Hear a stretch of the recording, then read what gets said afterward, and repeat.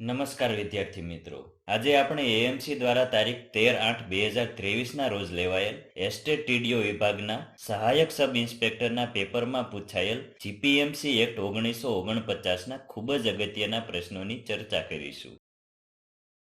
Video શરૂ કરતા પહેલા જો તમે અમારી એપ્લિકેશન ડાઉનલોડ ન કરી હોય તો કરી લેજો. એપ્લિકેશનમાં તમને દરેક એક્ઝામના એમસીક્યુ, સ્ટડી મટીરિયલ તેમજ ટેસ્ટ સિરીઝ મળી રહેશે. તો એપ્લિકેશન ડાઉનલોડ કરવાનું ભૂલતા નહીં. તો ચાલો મિત્રો, આજના વિડીયોની શરૂઆત કરીએ.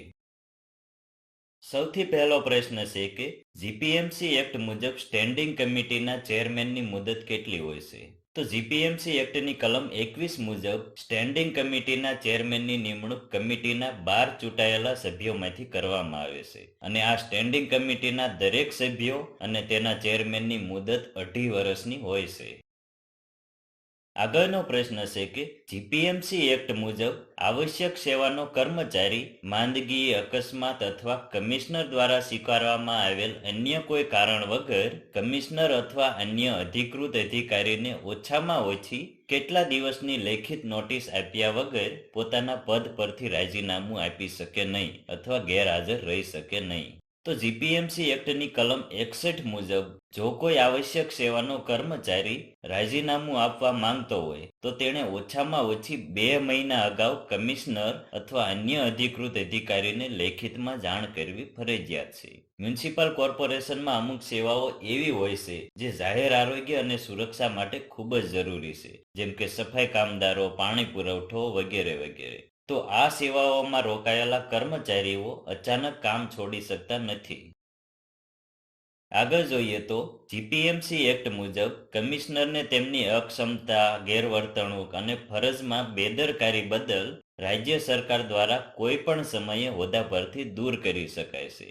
અને જો કોર્પોરેશનની મીટિંગમાં કુલ કાઉન્સિલરના ઓછામાં ઓછા કેટલા સભ્યો તેમને દૂર કરવાની પ્રસ્તાવનાની તરફેણમાં મતદાન કરે તો તેને તાત્કાલિક પદ પરથી દૂર કરવા પડે. તો જીપીએમસી એક્ટની કલમ 36 મુજબ મ્યુનિસિપલ કમિશનરની નિમણૂક રાજ્ય સરકાર દ્વારા કરવામાં આવે છે અને સામાન્ય રીતે તેઓ આઈએએસ અધિકારી હોય છે. રાજ્ય સરકાર પાસે તેમને ગેરવર્તણૂક કે અક્ષમતાના આધારે દૂર કરવાની સત્તા છે. જો કોર્પોરેશનના ચૂંટાયેલા સભ્યો કે કાઉન્સિલરો ઈચ્છતા હોય કે કમિશનરને દૂર કરવામાં આવે તો તેમણે એક ખાસ ઠરાવ પસાર કરવો પડે છે અને આ ઠરાવ માટે કુલ કાઉન્સિલરના ઓછામાં ઓછા 5 અષ્ટમાંશ સભ્યોની સહમતિ જરૂરી છે. જો આટલી બહુમતીથી ઠરાવ પસાર થાય તો રાજ્ય સરકાર તે કમિશનરને પદ પરથી હટાવવા માટે બંધાયેલી છે. આગળનો પ્રશ્ન છે કે જીપીએમસી એક્ટ મુજબ કોર્પોરેશન વતી ઇમૂવેબલ પ્રોપર્ટી મેળવવા અથવા તેના નિકાલ સંબંધિત કોઈ પણ કોન્ટ્રાક્ટ કરવાની સત્તા કોની પાસે હોય છે? તો જીપીએમસી એક્ટની કલમ 73 મુજબ કોર્પોરેશન વતી તમામ પ્રકારના કોન્ટ્રાક્ટ કરવાની સત્તા કમિશનર હસ્તક હોય છે, પછી ભલે તે મિલકત ખરીદવાની હોય કે વેચવાની હોય. હવે આગળ જોઈએ તો જીપીએમસી એક્ટની જોગવાઈઓ વિરુદ્ધ કરવામાં આવેલ કોઈ પણ કોન્ટ્રાક્ટ ખાલી જગ્યા ગણાય છે. તો જીપીએમસી એક્ટની કલમ 74 મુજબ જો કોઈ કોન્ટ્રાક્ટ આ કાયદામાં દર્શાવેલી પ્રક્રિયા કે જોગવાઈઓનું પાલન કર્યા વિના કરવામાં આવે તો તે ગેરકાયદેસર ગણાય છે.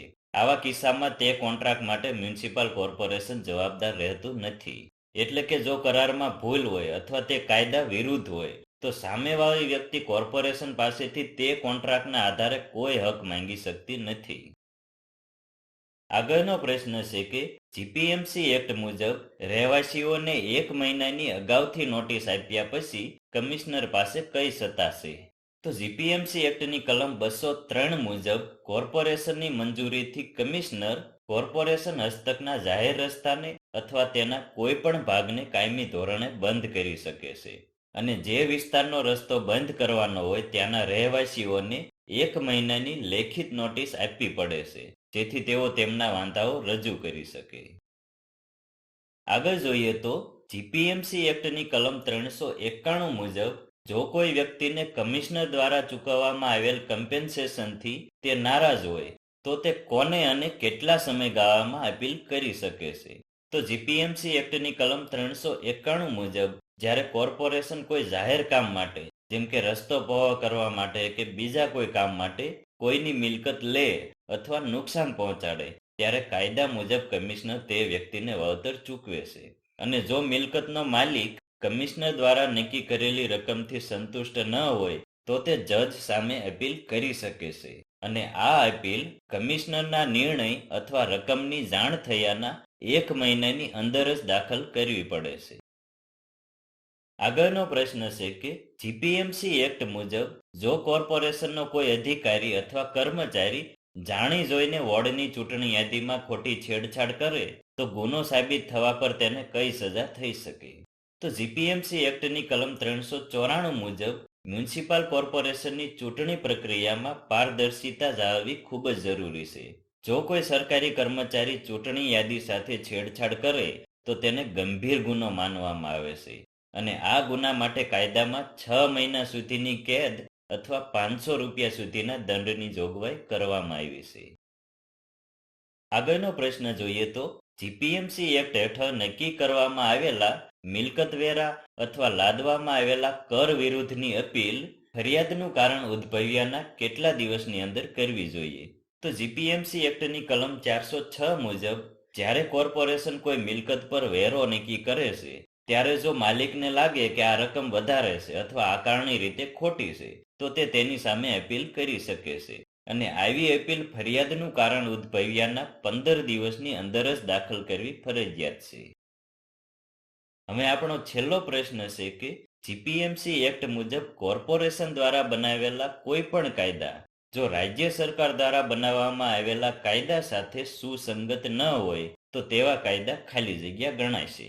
તો જીપીએમસી એક્ટની કલમ 456 મુજબ મ્યુનિસિપલ કોર્પોરેશન સ્વાયત્ત સંસ્થા હોવા છતાં તે રાજ્ય સરકારના કાયદા હેઠળ કાર્ય કરે છે. જો કોર્પોરેશન એવો કોઈ નિયમ બનાવે જે રાજ્ય સરકારના નિયમની વિરુદ્ધ જતો હોય તો આખો નિયમ રદ કરવાની જરૂર નથી. માત્ર એટલો જ ભાગ રદબાતલ ગણાય જે રાજ્ય સરકારના નિયમ સાથે સુસંગત ન હોય. તો મિત્રો, આ દરેક MCQs અને તેની સમજૂતી તમને નીચે ડિસ્ક્રિપ્શનમાં જે લિંક આપેલી છે ત્યાંથી મળી રહેશે. તેમજ આજનો વિડીયો જોવા બદલ આપનો ખૂબ ખૂબ આભાર. મળીએ નેક્સ્ટ વિડીયોમાં. Thank you.